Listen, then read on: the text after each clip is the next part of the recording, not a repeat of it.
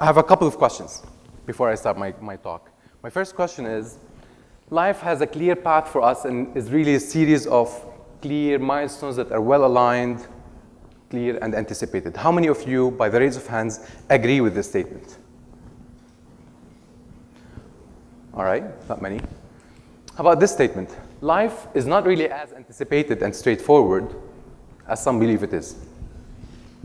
All right, I like that. So here's what we think life is, or at least what I've been told when I was young.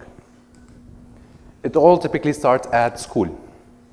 When we're at school, our parents focus on telling us, do well in your grades, behave well, get good grades, behave well, get good grades, behave well, and that should be it. That should be your road to success. And at a certain age, something around 15 or 16 or 17, we get to that year where we have to choose our major. And without much experience in life, without knowing much about what we can do, our potential, or what the job market needs, we decide to do X major. I personally decided to do computer science back then. And that's it. That choice we've made at the age of 15 or 16 practically dictates what we will be doing for the rest of our adult lives. Imagine that. Things go well, we go to the university. When we join the university for the major we've chose and we start studying it, our parents tell us, study well, behave, attend your classes.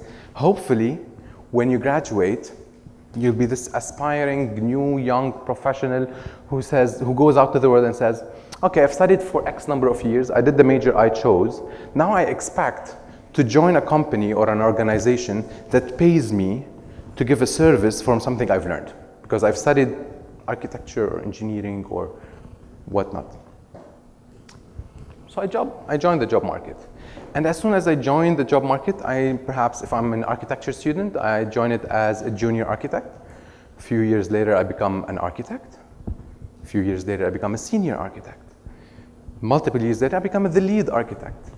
And the life goes on as linear as possible, and that's what our parents tell us is valuable, to stay at your company, to have that loyalty to your institution, and to stay within your line of specialization, because that's what you've studied. You've studied that many years, you should stick to what you've been studying. Hopefully you meet the person you love, you have a family, you get children, and then the cycle resumes. Sounds like fun? Well, is that really it? No. I'm going to tell you now what it was for me, at least, and how I've lived it. It's definitely not linear. It's more like this.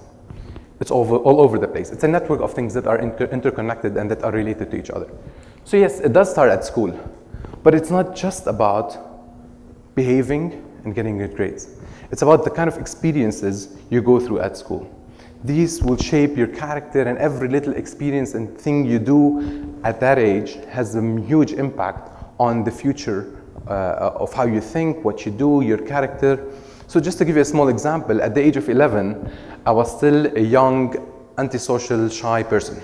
I was shy to the limit that if someone says hi, I can blush, wondering what should I say. So I joined an organization within this school. It's called the SLO, some student life organization. So it's something like student affairs, but it's run by students, completely by students. And that experience of volunteering and doing activities at school really gave me a lot of confidence. It gave me a sense of purpose at school, and that shifted how I think and how I look at life, and had a major impact on my character from there on. So at school, we're really a person in the making. We haven't yet became a full-grown personality.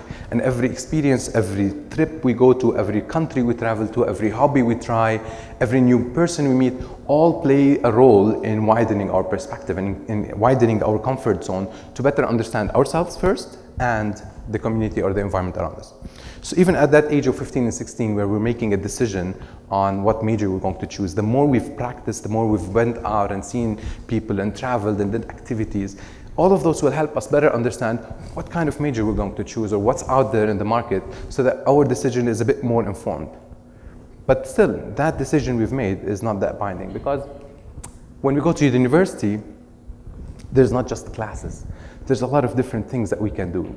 At the age of 18, we're practically adults, and so we can work, we can have a part-time job, we can do certain activities that we couldn't do at the age of 18. We are our own responsible people, we are guardians of our own selves, and so anything you do there will also build up and give you different experiences. So for me, at the age of 18, I did part-time jobs at the university. I volunteered here and there. I started my own NGO.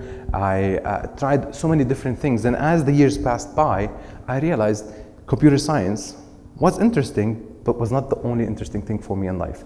And there's so much more that was exciting for me. And I felt passionate about so many different things that I didn't know existed before. At school, I wouldn't have thought that X or Y or certain types of activities are present. So I graduated, and we go to our beautiful job market. Now, if I graduated from computer science, the market and my parents would expect I'd work in technically IT. I cannot go work as a psychologist because I studied computer science. I cannot be an engineer or go work somewhere else. I studied computer science, so I had to go and do work in the IT field. So I did so. For the first few months, it was interesting. But then I started feeling it's suffocating me, and there's much more in life that I wanted to do than just that. So with the volunteer work I was doing and so on and so forth, I realized I'm interested in project management. So I went and took a course in project management.